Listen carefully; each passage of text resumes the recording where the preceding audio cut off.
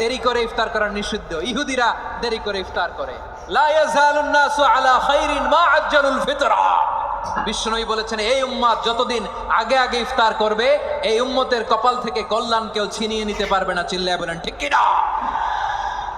আজানের জন্য বসে থাকবেন না, সময় দেখবেন। স্থানীয় সময় যখন সূর্যাস্ত হওয়া মাত্রই বিসমিল্লাহ, খেজুর খেয়ে ফেলবো।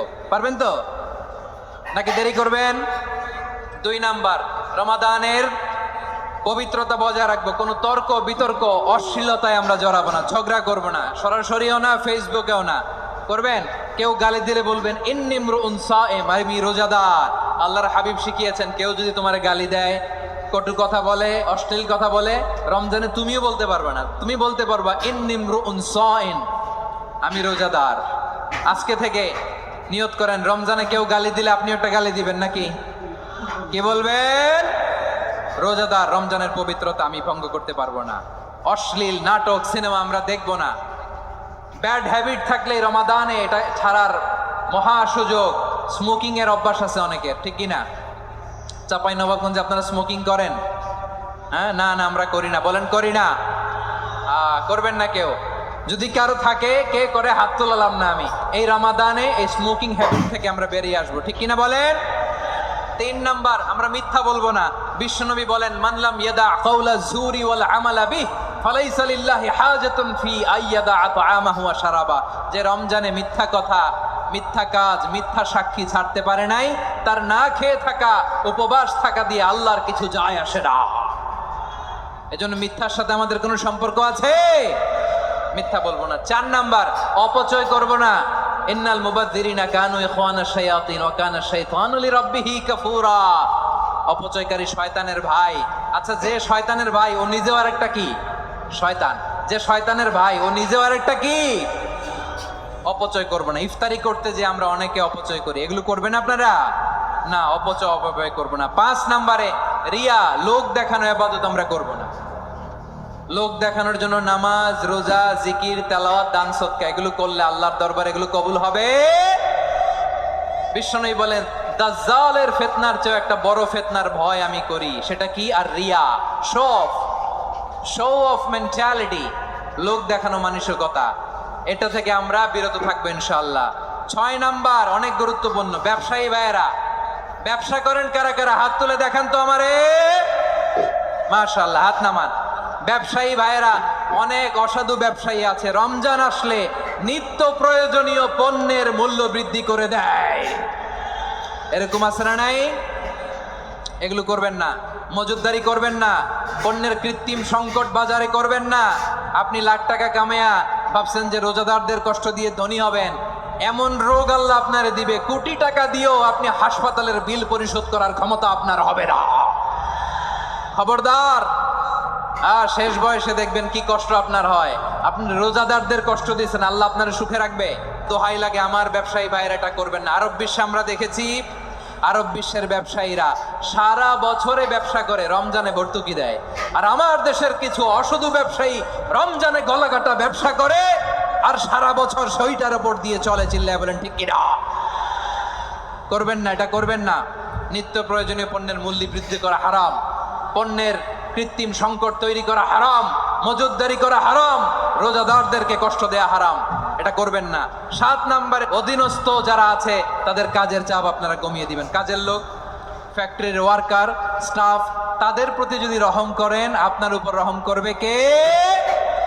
আমার প্রিয় ভাইয়েরা, এই আসন্ন রমাদান এটা এমন এক বরকতের মাস, যে মাসে আমরা নিজেদের নাফসের উপর নিয়ন্ত্রণ প্রতিষ্ঠা করি। সারা বছর নাফস আমাদেরকে নিয়ন্ত্রণ করে, আর রমাদানে আমরা নাফসকে নিয়ন্ত্রণ করি। কথা বুঝতেছেন? সারা বছর নাফস আমাদেরকে নিয়ন্ত্রণ করে।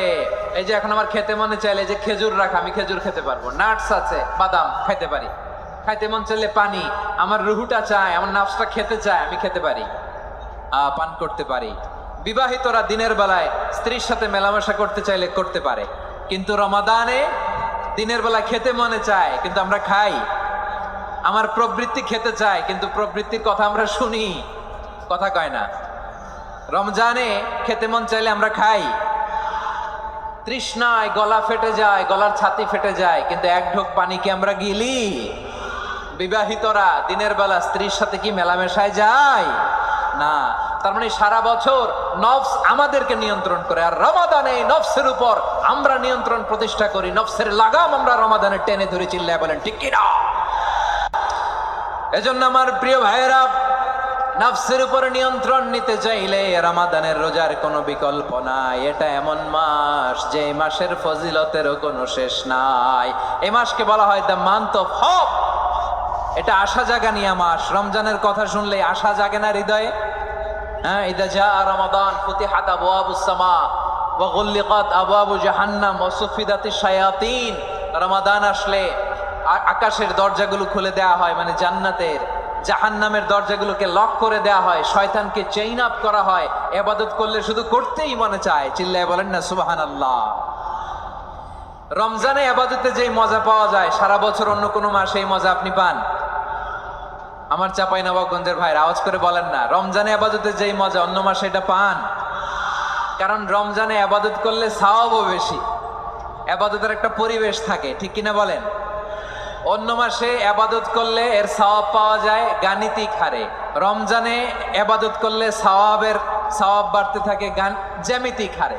অন্য মাসে সওয়াব বাড়ে গাণিতিক হারে। রমাদানে ইবাদত করলে সওয়াব বাড়ে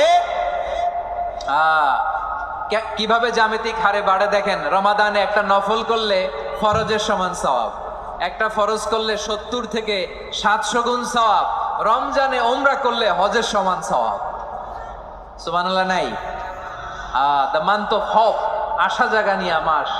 এই মাস আমাদেরকে হোপফুল করে, আশাবাদী করে।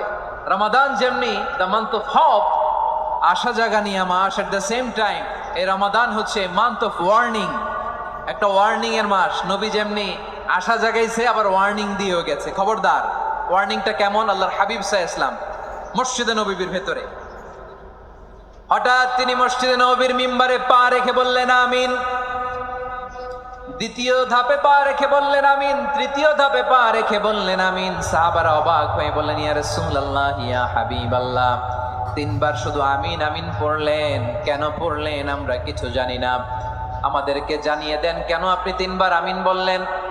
রাহমাতাল লিল আলামিন আল্লাহর হাবিব বললেন, ও আমার প্রাণের সাহাবীরা, আমি যখন মসজিদে নববীর মিম্বারের প্রথম ধাপে পা রেখেছি, সাইয়েদনা জিবরিল এসে আমাকে বলেছে, ও নবী, আপনার নাম শুনে যে ব্যক্তি আপনার উপর দুরূদ পড়ে না তার ধ্বংস। আপনি বলেন আমি বলেছি আমিন। দ্বিতীয় ধাপে পা রাখার পর সাইয়েদনা জিবরিল বললেন, ইয়া রাসূলুল্লাহ, মাতা পিতাকে বার্ধক্য অবস্থায় পেয়ে তাদের সেবা করে, তাদের সাথে সদাচরণ করে যে সন্তান জান্নাত কামাতে পারলো না, তার জন্য ধ্বংস। আপনি বলেন আমিন। আমি বলেছি আমিন। আবার মিম্বারের তৃতীয় ধাপে ঠিক যখনই আমি পা রাখলাম, সাইয়েদনা জিবরাইল বললেন, নবী, রমজান মাস পাওয়ার পরে এই মাসে ইবাদত করে যে ব্যক্তি নিজের গুনাহ মাফ করাতে পারলো না, তার জন্য ধ্বংস। আপনি আওয়াজ করে পড়েন আমিন। কত বড় ধমক, কত বড় ওয়ার্নিং দেখছেন। যে রমাদান পেয়েছে, কিন্তু রমাদানের ইবাদত করার মধ্য দিয়ে সে নিজেকে জাহান্নাম থেকে মুক্ত বানাতে পারলো না, তার উপর আল্লাহ লানত, তার জন্য ধ্বংস। সাইয়েদনা জিবরাইল বলেছেন আমিন, স্বয়ং বিশ্বনবীও বলেছেন আমিন। আওয়াজ করে পড়েন নাউযুবিল্লাহ। তাহলে রমজান আসবে আর আমরা নিজেদেরকে জাহান্নামীদের লিস্ট থেকে নাম কাটিয়ে জান্নাতীদের লিস্টে উঠাতে পারবো না। এর চেয়ে বড় হতভাগা কি আর কেউ থাকতে পারে? আওয়াজ করে বলেন। তাহলে রমাদানের এই রহমত, বরকত, মাগফিরাত, ফজিলত আমাদের কামাই করার দরকার আছে না নাই? আর মাত্র 7 দিন বাকি। আর মাত্র কয় দিন?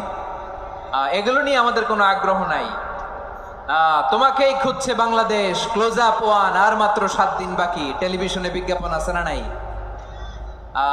রেফেল ড্র হবে লটারির, আর মাত্র 5 দিন, আছে না নাই?